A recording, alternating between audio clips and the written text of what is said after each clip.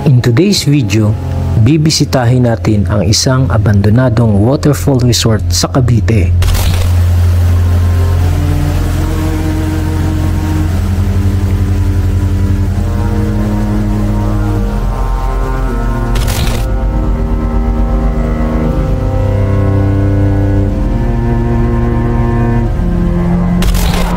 Ang waterfall resort na ito ay dating dinadayo ng maraming tao. Lush green surroundings, crystal clear cold river water, affordable entrance fees, at napaka-accessible pa nito sa highway. Hanggang sa may naganap na trahedya. Paboritong pasyalan ng mga taga-Indang at ibang mga taga-kalapit na bayan ang falls na ito, lalo na tuwing tag-init. Marami ring batang kasama sa paliligo. Hanggang sa gitna ng kanilang pagsasaya, nangyari ang hindi nila inaasahan. Bigla nilang rumagasa ang malakas na agos ng tubig. Kaya ang kasiyahan, nauwi sa sigaw ng takot at iyakan.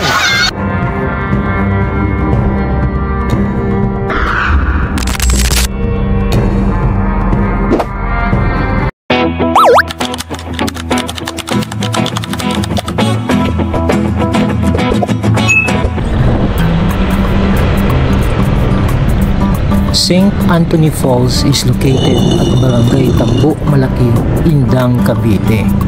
More or less 3 hours drive from Manila and 1 hour away from Tagaytay City. Masarap bumiyahe sa lugar na to dahil malamig at presko ang hangin. Sa highway pa lang ay makikita mo na ang signage ng St. Anthony Falls. Rough road nga pala ang daan papunta sa waterfalls, but it is accessible to both 2-wheeled and 4-wheeled vehicles, kaya no problem kahit nakakotse ka kung pupunta dito.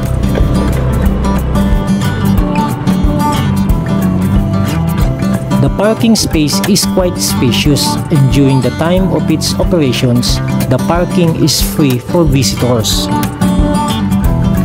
Sa entrance ng resort ay agaw pansin agad ang maliit na bahay na ito. Ang dating masayang paliguan, ngayon ay binabalot na ng katahimikan.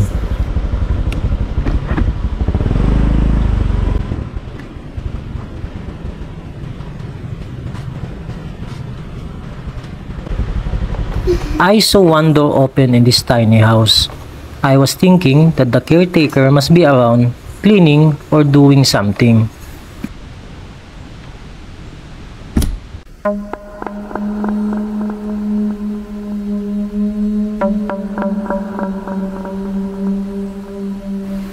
Kailangan mahanap ko muna ang caretaker.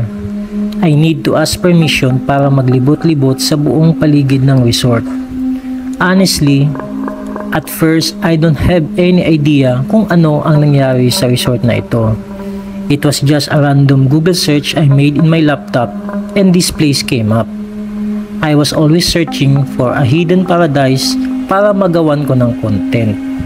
I didn't need any more further research kasi nakita ko naman na may 4.4 positive rating siya.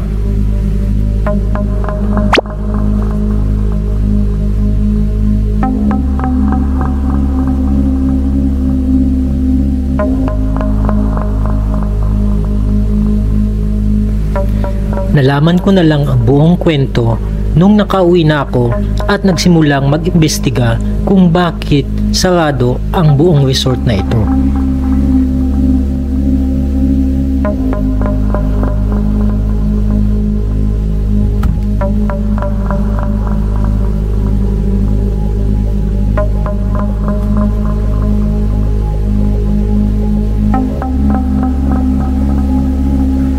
Sa puntong ito, unti-unti nang sumasagi sa isip ko na I might be alone in this place.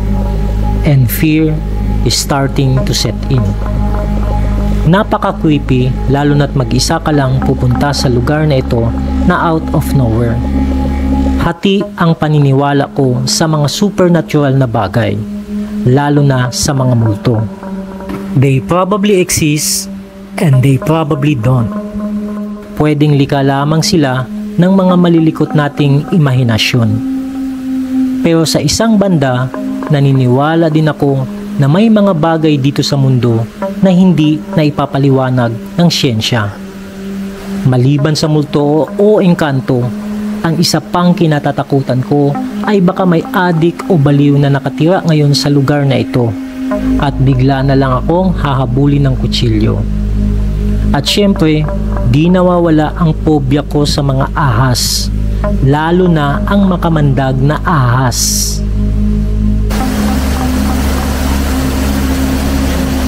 Punong-puno ng basura.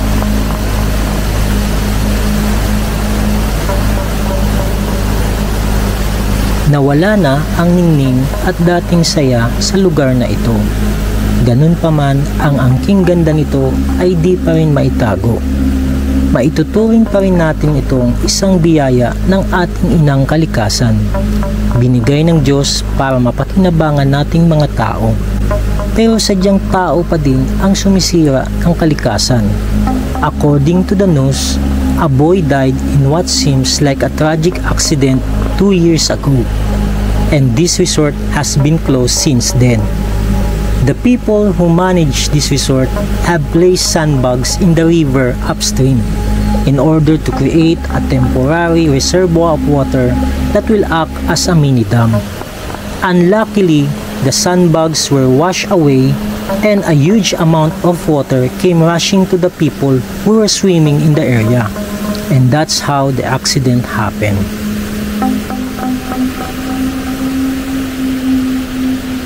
Kung nakikita nyo, ang daming mga bakanteng multa.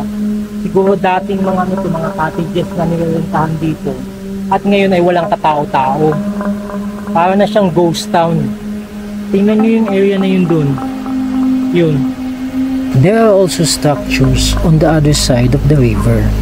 More cottages and a tiny place to cook some food. Just imagine kung gaano kadami ang mga naliligo dito noong araw. At dito naman banda, makikita ang parang comfort room at shower rooms nila. Tara, puntaan natin.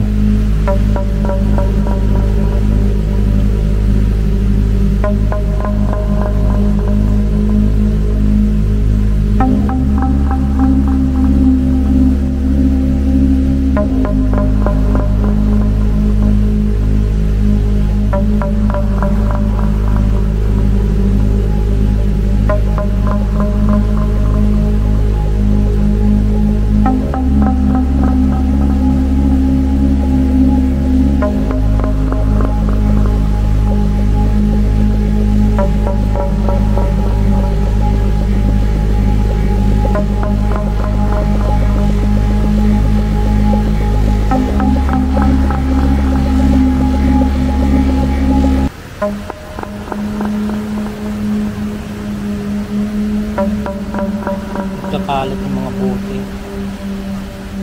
Parang hindi na talaga ito pinupuntahan ng mga tao.